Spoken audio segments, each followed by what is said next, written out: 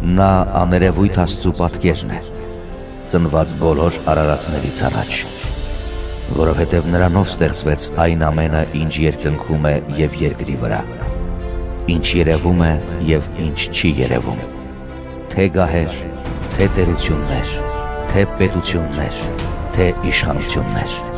ամեն ինչ նրանով և նրա համար ստեղծվեց։ Նա է ամեն ինչից առաջ, և ամեն ինչ նրանով է ամբողջական։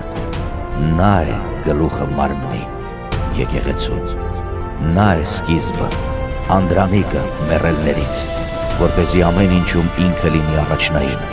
որովհետև Աստծուն հաճելի եղավ, որ աստվածության ամբողջությունը նրա մեջ բնակվի և նրանով իր հետ հաշտեցնի ամեն ինչ, խաղաղություն հաստատելով խաչի վրա թափված նրա արյամբ և երկրի վրա և երկնքի մեջ։